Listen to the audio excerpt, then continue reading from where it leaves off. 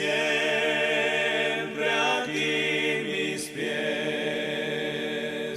y a mi pecho traiga paz.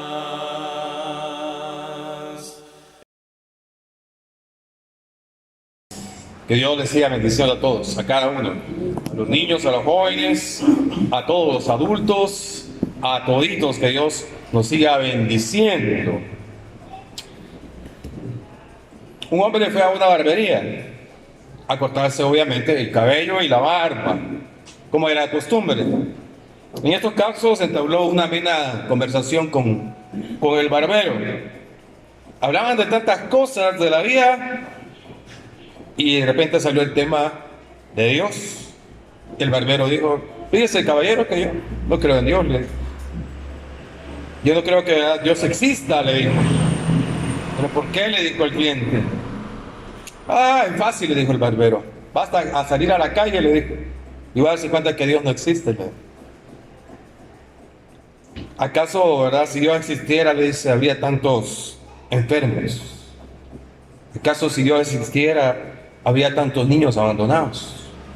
¿Acaso si Dios existiera, no habría, verdad, sufrimiento, ni tanto, verdad, dolor en esta humanidad?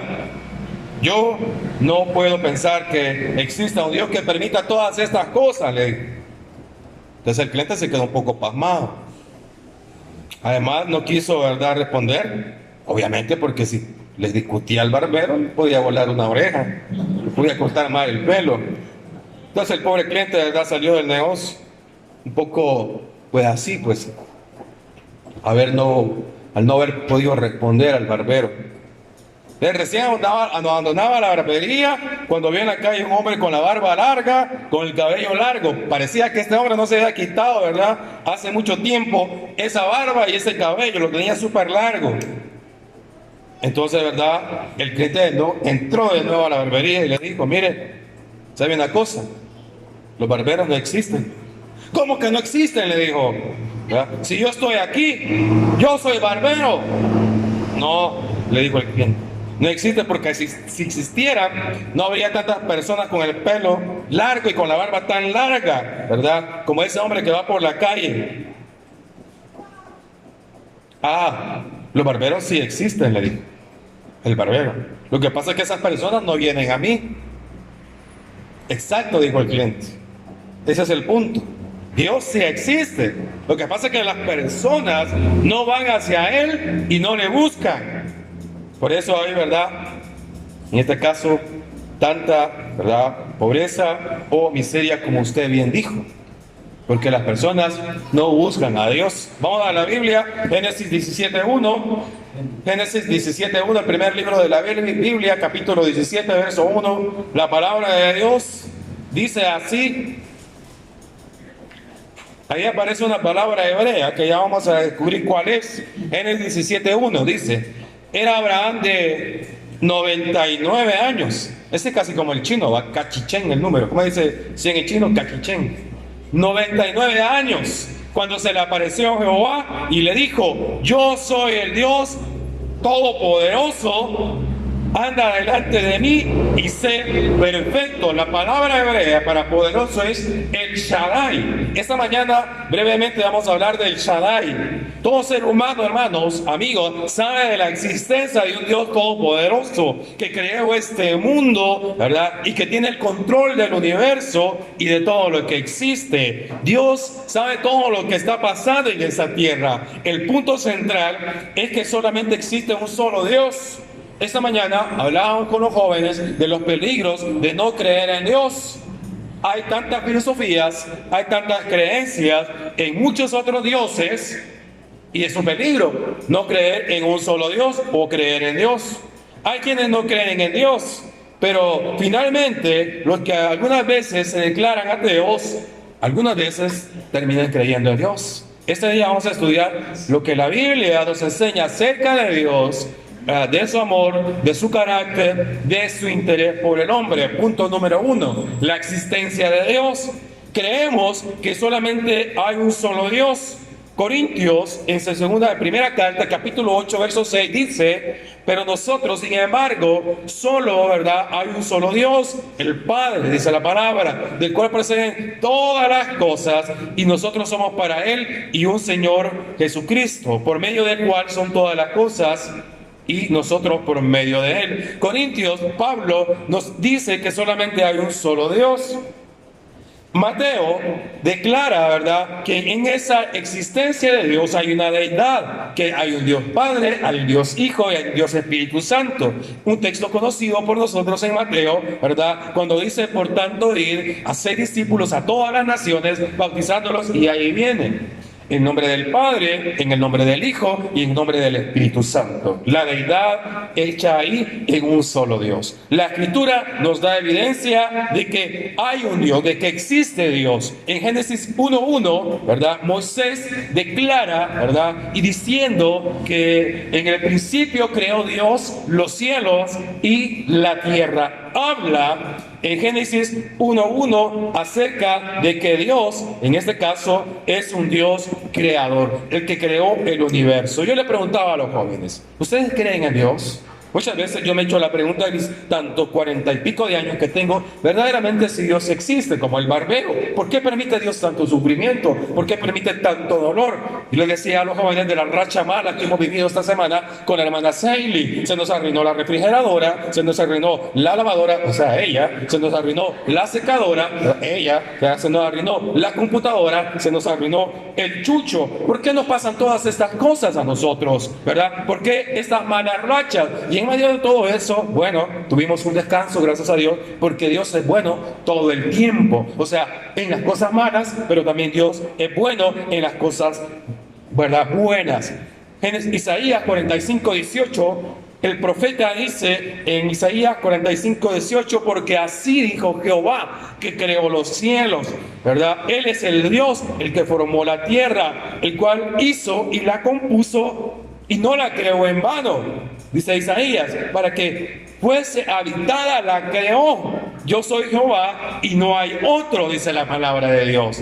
Hebreos 1:10 lo afirma diciendo: tú, oh Señor, en el principio fundaste la tierra, y los cielos son obra de tus manos. Entonces, estamos viendo la existencia de Dios y debemos ver a un Dios creador. Ese Dios, ¿verdad?, que hizo los cielos, que hizo las estrellas, que hizo los planetas, que hizo el mar, que hizo, ¿verdad?, los bosques. O sea, la pregunta es: ¿cómo alguien no puede creer que no exista un Dios? ¿Verdad? ¿Cómo puede creer alguien que no exista? Le preguntaba a los jóvenes, que no exista Dios. En las Amazonas, en Brasil, hablábamos, hay unas tribus allí, no sé si les decía a ellos, ¿verdad?, aunque ellos me ayudaron, indígenas, que nunca se les ha predicado el Evangelio, que nunca ha ido un predicador ahí con una Biblia o con una religión a decirle: hace esto. Bueno, Romanos 1:20 nos da la respuesta ante estas cosas de aquellas personas que nunca se les ha predicado a Jesús. Y Romanos 1:20 dice: porque las cosas invisibles de Él, su eterno poder, deidad, ahí viene la deidad, o sea, de que Dios, ¿verdad?, en tres personas, se hacen claramente visibles desde la creación del mundo, siendo entendidas por medio de las cosas hechas, de modo que no tienen excusa. O sea, la creación misma, el ser humano, va a entender de que, aunque no se le ha predicado el Evangelio, que nunca se le ha ido, puede entender que hay algo más grande que este hombre, que el mismo hombre, de que quién puso ese astro sol, el rey sol ahí, quién puso la luna tan romántica, quién puso la playa, ¿verdad?, en el mar la vida más sabrosa, o quién puso los bosques. Bueno, Isaías nos dice que Dios creó los cielos. Hebreo lo afirma: en el principio Dios fundó la tierra. Quien no lo quiera entender no tiene excusa, dice Romanos 1:20. Ahora viene la otra pregunta: ¿cómo es Dios? ¿Cómo es ese Dios? Bueno, el hombre siempre está buscando la fuente de la eterna juventud. El hombre siempre está interesado en buscar esa fuente de verse más joven, ¿verdad?, y alargar los años. Por eso las cirugías plásticas de algunos personajes famosos, o por ejemplo el hecho de tomar algún nutritivo o algo que sea nutritivo para el cuerpo, hacen ejercicio, y el hombre siempre está buscando esa parte. Pero La pregunta, si el hombre es así, la pregunta es, ¿cómo es Dios? Bueno, dice Timoteo 6:16, si quiere búsquelo, si no, permítame leérselo.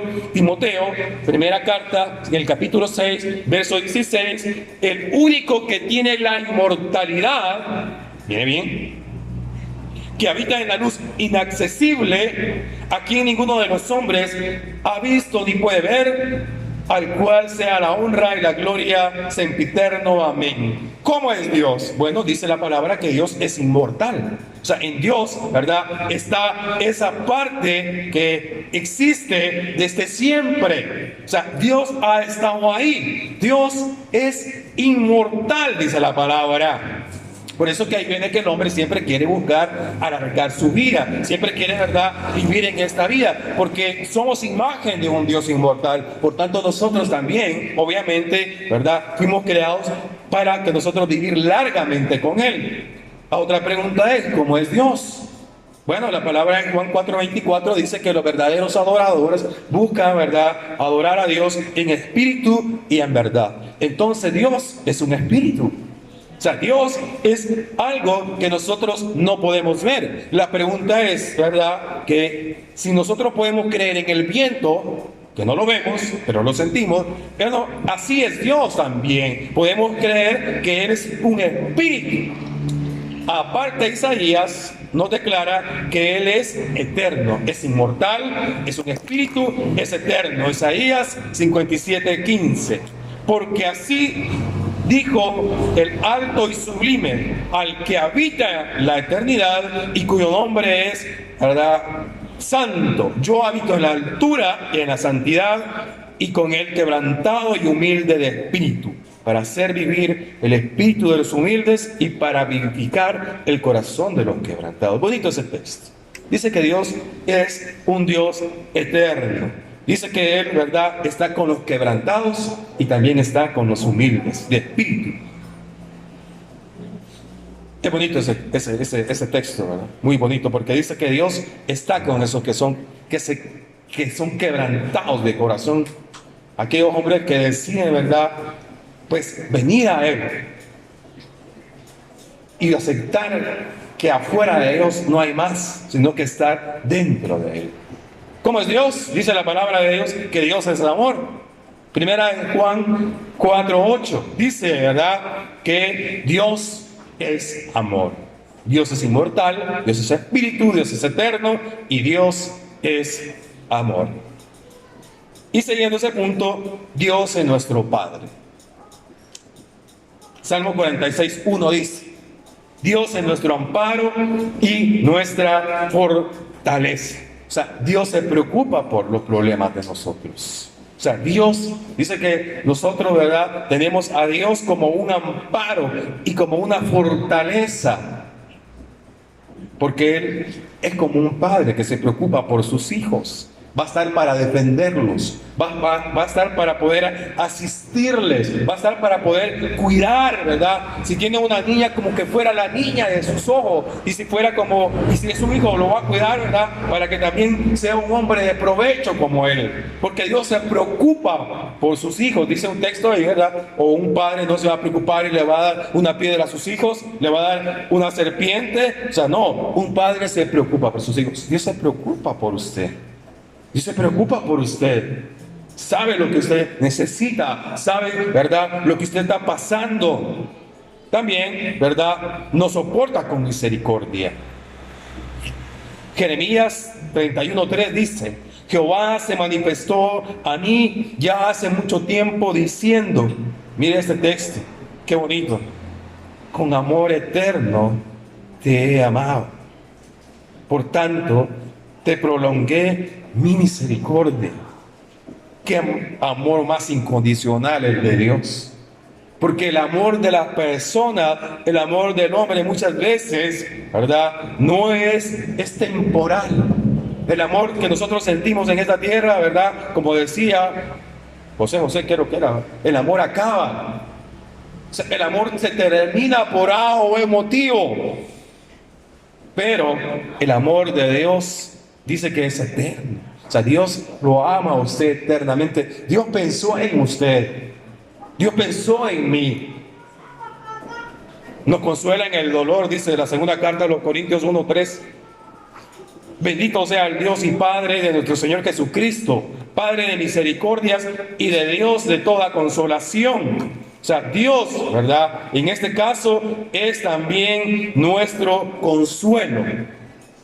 Muchas veces nosotros no tenemos, ¿verdad?, en quién confiar, en quién acudir, pero tenemos un Dios que nos consuela, dice la palabra. Miren, suple todo lo que nos falta. Filipenses 4:19, este texto también está bien bonito. Suple todo lo que nos falta. Mi Dios pues suplirá todo lo que os falta conforme a sus riquezas en gloria en Jesucristo. Cuando era un poquito más joven y hablamos con mi amigo, uno de mis mejores amigos, José Manuel se llama, es chileno, está bendecido, vive en la punta del planeta, en las Patagonias, lejos de la gente, quería intoxicarse de las personas. Ahí me decía, y cuando te casé, chero, me decía, te vas a conseguir lavadora y secadora y todas esas cosas. Ah, sí, pero como uno cuando empieza, pues obviamente no tiene muchos recursos cuando se va a apuntar sus trapitos con la otra persona, ¿verdad? Entonces él me decía, bueno, pero si tenés esas cosas, ¿verdad?, te va a incrementar el recibo de la luz, te va a incrementar lo que ya les contamos ahorita al principio. Hay cosas que no son vitales en la vida, son males necesarios. El dinero es un mal necesario. Cuando Dios habla aquí en Filipenses y dice que Dios va a suplir todo lo que nos falta conforme a sus riquezas en gloria, está hablando también de las riquezas espirituales. O sea, Dios nos quiere a nosotros, ¿verdad?, suplir de gozo en medio del sufrimiento. Dios quiere que nosotros vivamos de una manera plena, vivamos de una manera feliz con lo que tenemos. Dios, ¿verdad?, quiere que veamos abundantemente felices. Él nos va a suplir todas aquellas cosas espirituales. Si antes yo era orgulloso, ahora tengo que, ¿verdad?, en Cristo Jesús, tengo que ser un poco humilde. Si yo era arrogante antes, bueno, tengo que, ¿verdad?, ahora ser un hombre más tranquilo, o sea. Y todas esas cosas que antes me hacían falta, Dios me las está supliendo. Sigamos para concluyendo esta idea. Nuestra actitud hacia Dios. ¿Cómo es nuestra actitud hacia Dios? Bueno, debemos confiar en Él. Salmo 52:8 dice, pero yo estoy como el olivo verde en la casa de Dios. En la misericordia de Dios confío eternamente y para siempre. Yo confío en Dios. O sea, yo, ¿verdad?, mi actitud es confiar en Dios o no confiar en Dios. O sea, yo tengo dos alternativas. O confío en Dios o confío en mi poder, en mi verdad, en mi yo como hombre, o confío en Dios. Otro, ¿verdad?, nuestra actitud hacia Dios es guardar sus mandamientos. Eclesiastés 12:13 dice, el fin del discurso es este: teman a Dios y guarden sus mandamientos, porque esto es el todo del hombre. Porque Dios traerá todo a obra juicio, tanto el bien como el mal. ¿Cuál es nuestra actitud hacia Dios? Guardar sus mandamientos. O dos, no los guardo y vivo la vida loca. Vivo, ¿verdad?, como yo quiero. Me puedo levantar en la mañana, ¿verdad?, volver a acostarme de la misma forma. No pasa nada en mi vida. O sea, no hay problema. Si yo no guardo los mandamientos, yo voy a seguir viviendo. Yo les decía a los jóvenes ahora, a veces las personas malas viven más felices que nosotros. Las personas malas viven más tranquilas que nosotros y no guardan los mandamientos de Dios. Y yo, que soy cristiano, me pasan un puño de cosas. Bueno, usted decide guardar los mandamientos de Dios o no guardar los mandamientos de Dios. Otra actitud: si lo obedecemos siempre nos irá bien. Romanos 8:28 es el texto por excelencia. Dice que a los que aman a Dios, todas las cosas les ayudan, ¿verdad?, para bien. O sea, debemos obedecer a Dios. Debemos confiar en Dios, debemos guardar sus mandamientos. Seguido, la necesidad de Dios. Miren, las desgracias, los sufrimientos de la humanidad es el resultado del alejamiento de Dios. El profeta Jeremías, en el capítulo 2, verso 13, dice, porque dos males ha hecho mi pueblo. Miren bien, dos males. Me dejaron a mí fuente de agua viva y cavaron para sí cisternas rotas que no retienen el agua. El pueblo de Israel estaba, ¿verdad?, en lugar de acercarse a Dios, estaban alejándose de Dios. La única solución, hermanos, en todo caso del hombre, es volver a Dios. El doctor Andrew Conway, así se llama, un afamado profesor de la Universidad de Illinois en Estados Unidos, dijo: creer en Dios nos proporciona el único y el más completo, esencial y racional significado a la existencia. O sea, ese hombre dice, ¿verdad?, que Dios, ¿verdad?, es la única alternativa que le queda al hombre, creer en Él, en la existencia de Él. Y otro filósofo, aquí dice un filósofo llamado Gil Durán: el gran problema de nuestros días no es el comunismo, es una filosofía, el comunismo, o contra el individualismo, ni Europa contra América, ni el Oriente contra el Occidente. Nuestro problema es si el hombre puede soportar vivir sin Dios. Lo maravilloso es, hermanos, que apenas demos un paso hacia Dios, lo vamos a encontrar esperándonos con amor y misericordia. Efesios 2, 4 y 5. Pero Dios, que es rico en misericordia, por su gran amor con que nos amó, aun estando nosotros muertos en pecados, nos dio vida juntamente con Cristo, por gracia sos salvos. Dios siempre está esperando al hombre. Es el hombre que se aleja de Dios. Es el hombre que decide darle la espalda a Dios. Es el hombre que decide, ¿verdad?, no quiero nada contigo, Dios, ¿verdad? Estoy hastiado, me va mal en la vida y tú no me resuelves nada. El hombre, ¿verdad?, puede hacer eso, pero Dios siempre va a estar esperando con los brazos abiertos. ¿Recuerda usted la historia del joven que se fue de casa? Que dejó todo, gastó todo, dice la palabra. Y su padre, en la cultura judía, cuando ve que el hijo viene, el hijo pródigo, viene a él, la cultura judía es, ¿verdad?, tremenda. Dice que el padre no puede ir a correr por su hijo que viene allá, primero porque el hijo lo despreció, el hijo, ¿verdad?, atentó contra las leyes pidiéndole la herencia en vida. Cuando la herencia se pide, la herencia se da cuando se está muerto ya el paciente, el cliente. Y dice que el padre, cuando vio al hijo, no le importó, salió corriendo, rompió los protocolos judíos, porque Dios es así. O sea, Dios siempre va a estar con los brazos abiertos y va a salir corriendo a encontrar al hijo pródigo. Porque la palabra de Dios dice que el Hijo del Hombre vino a buscar y a salvar lo que se había perdido. La existencia de Dios, ya hemos dicho, algunos dicen: no creo en Dios porque no lo veo. Pero hay muchas cosas en las cuales creemos sin verlas. Por ejemplo, la electricidad no la vemos, pero si mete el dedo ahí en el enchufle, ¿verdad?, a ver si no la va a sentir. Pero creen en el viento, aunque, ¿verdad?, no lo puedan agarrar. Algunos todavía creen en el amor, pero bueno. Otros dicen: no creo porque no entiendo a Dios. ¿Quiénes no creen en Dios? Salmo 14:1 dice el necio en su corazón: no hay Dios. ¿Qué dicen los hombres acerca de la creencia de Dios? Sir Isaac Newton es un hombre, de verdad, famoso, descubridor de la ley de la gravedad.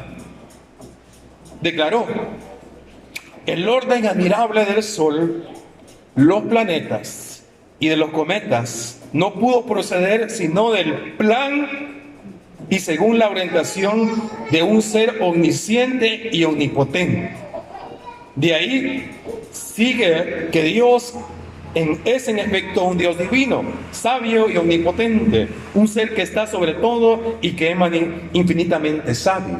O sea, este hombre, un científico famoso, ¿verdad?, que creen más en la ciencia que en Dios, declara que, o sea, el plan admirable, ¿cómo es eso que el sol aparece allá en la mañana y después aparece el sol acá? ¿Cómo es que la luna, verdad, está acá en la noche y yo me muevo y la luna me va siguiendo? ¿Cómo es eso que la luna me va siguiendo a mí? Y si yo me muevo por otro lugar para esconderme, de repente, ¿verdad?, la luna aparece. O sea, ¿cómo es eso, verdad? Es porque hay un plan.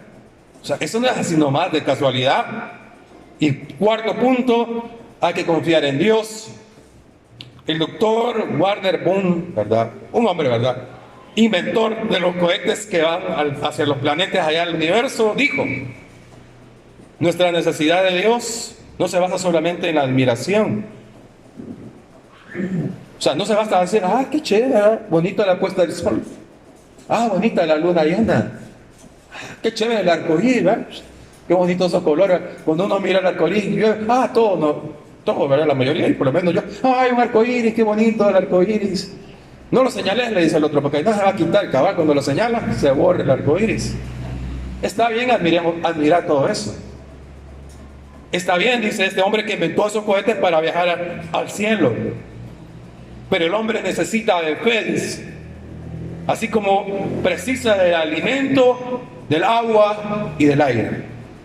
Podemos ser las personas más buenas de este mundo, pero lo que necesitamos es fe, creer en Dios. En la Biblia se encuentran maravillosas promesas para los que confían en Dios. A los que hagan a bien, todas las cosas le ayudan a bien, dice Romanos. Si Dios es por nosotros, ¿quién contra nosotros?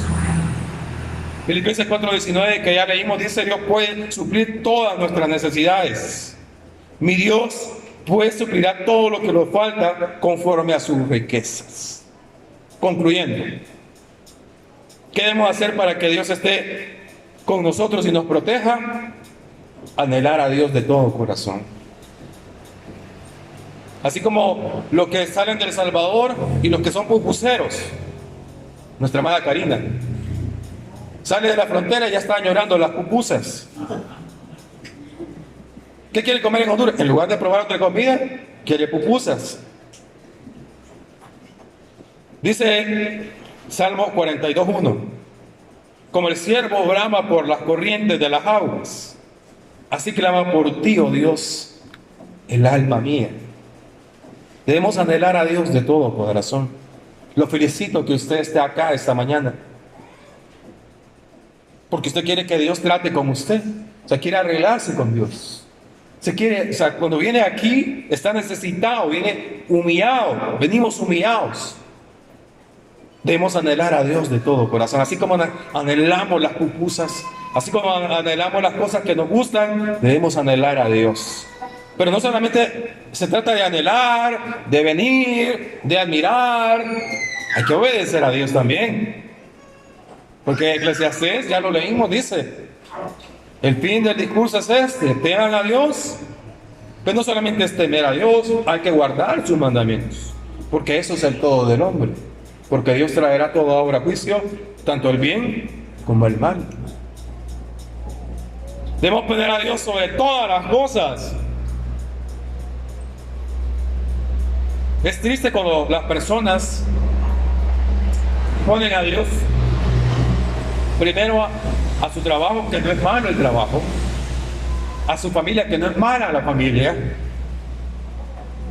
a los estudios, que no son malos los estudios, pero se cambian las prioridades y se deja a Dios de último. Dice Mateo 6:33: primeramente buscar, ¿verdad?, todas las cosas, el reino de Dios, y todas las cosas que dice la palabra van a ser añadidas. Van a ser añadidas. Si usted trabaja un día más, hace su emprendedurismo, hace cualquier cosa, yo les decía la vez pasada, no se va a hacer más rico.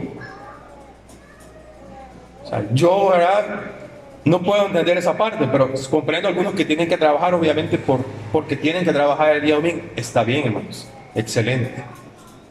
Pero cuando se puede, ¿verdad?, hacer un poquito de espacio y arreglar la agenda, la palabra de Dios lo dice: busquen a Dios primeramente, dice. Y de último, debemos amarle de todo corazón. Mateo 22:37: amarás al Señor tu Dios con toda tu alma, con toda tu mente, con todas tus fuerzas. Dios les bendiga, hermanos, esta mañana. Amén.